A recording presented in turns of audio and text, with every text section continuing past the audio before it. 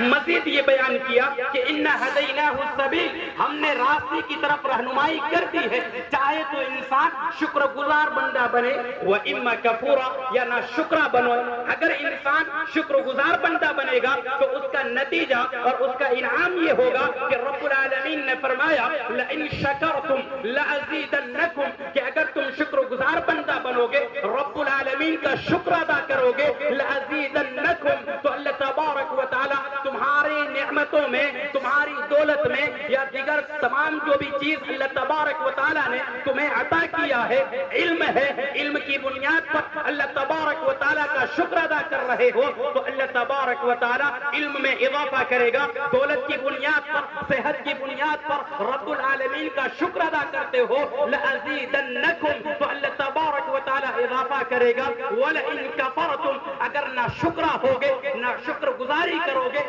اللہ تبارک و تعالیٰ کا شکر ادا نہیں کرو گے تو اللہ تبارک و تعالیٰ نے ڈانٹ پلائی ہے اور ڈانٹتے ہوئے کہا ہے ان عذابی لشدید، کہ یقیناً میرا عذاب بڑا سخت ہے۔ اللہ تبارک و تعالیٰ کا شکریہ ادا کرو گے تو اس پر انعام ہے، اور اللہ کا ناشکری کرو گے تو یاد رکھو عذاب ہے۔ تو اللہ تبارک و تعالیٰ نے مکمل طور پر رہنمائی فرما دی ہے۔ اب ایک عقل مند انسان کو چاہیے کہ وہ آخرت کے متعلق سوچے، آخرت کے بارے میں بچار کرے، آخرت کے متعلق غور و فکر کرے اور اپنی زندگی کے اندر آخرت کو نافذ کرے، فکر آخرت کو نافذ کرے، فکر آخرت میں محو اور مشغول ہوں۔ میرے بھائیو، یہ ایک ایسی چیز ہے اور ایسا موضوع ہے جس پر بات کرنا نہایت اشد ضروری ہے، کیونکہ یہ فکر آخرت ایسی چیز ہے کہ انسان کو اللہ تبارک و تعالیٰ کے تعلق کو، انسان کا تعلق مضبوط کرتا ہے رب العالمین سے۔ اللہ تبارک و تعالیٰ سے قریب فکر آخرت کرنے والی چیز ہے۔ یہ فکر آخرت ایسی چیز ہے کہ انسان کو اللہ تبارک و تعالیٰ کے احکامات پر عمل کرنے پر آمادہ کرتی ہے۔ یہ فکر آخرت ایسی چیز ہے کہ گرتی ہوئی ایمانی حالت کو تقویت پہنچاتی ہے۔ فکر آخرت آپ یوں سمجھ سکتے ہیں کہ آخرت کے بارے میں سوچنا، آخرت کے بارے میں غور و فکر کرنا، جنت کے بارے میں سوچنا،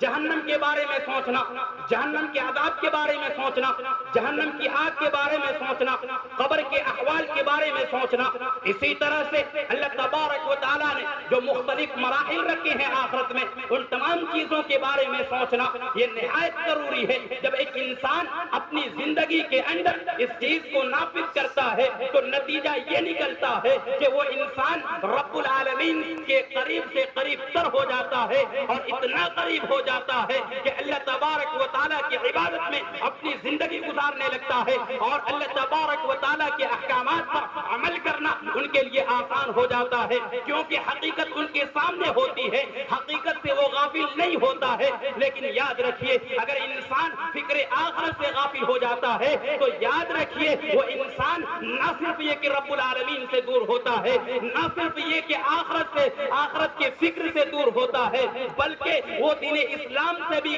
بعض دفعہ ہاتھ دھو بیٹھتا ہے، اور ایمانی حالت نہ صرف یہ کہ کم ہوتی ہے بلکہ ایمان سے بھی ہاتھ دھو بیٹھتا ہے۔ یہی وجہ ہے کہ فکر آخرت ایک ایسی دوا ہے، فکر آخرت ایک ایسا سبب ہے، فکر آخرت ایک ایسا ذریعہ ہے کہ انسان اگر اس کو اپناتا ہے تو جس طرح ایک مریض دل کی بیماری ہوتی ہے جس کو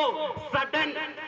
کارڈیک اریسٹ بولا جاتا ہے، اس بیماری میں ہوتا یہ ہے کہ انسان کو اچانک یہ بیماری لاحق ہو جاتی ہے، انسان کی دھڑکن بند ہو جاتی ہے، دل کی دھڑکن کام کرنا بند کر دیتی ہے، دل کی دھڑکن بند ہو جاتی ہے، اور اس کے لیے کوئی علامات ظاہر نہیں ہوتے، اس کے لیے کوئی نشانیاں ظاہر نہیں ہوتی۔ یہ ہارٹ اٹیک سے بھی زیادہ خطرناک ہوتا ہے، کھیلتے کھیلتے بھی یہ ہو سکتا ہے، چلتے پھرتے یہ ہو سکتا ہے۔ لیکن میرے بھائیو، اس مریض کا جو آخری آپشن ہوتا ہے علاج کا، وہ الیکٹرک شاک اور کاؤنٹر شاک کا ہوتا ہے۔ اگر کوئی انسان اس مریض کو ہاسپٹل میں لے جانے میں تاخیر کرے تو یاد رکھیے ہو سکتا ہے کہ وہیں پر ان کا انتقال ہو جائے، کیونکہ دل کی دھڑکن بند ہو جاتی ہے، نسیں بلاک ہو جاتا ہے، اور بہت سارے حصوں میں جسم کے اعضاء میں بہت سارے اعضاء میں خون نہیں پہنچتا، جس کی وجہ سے وہ انسان وہیں پر مر سکتا ہے، ان کی وفات ہو سکتی ہے۔ وقت پر اگر اس کو ہاسپٹل لے جایا جائے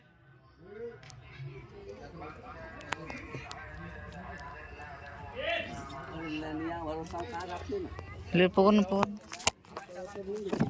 کر دو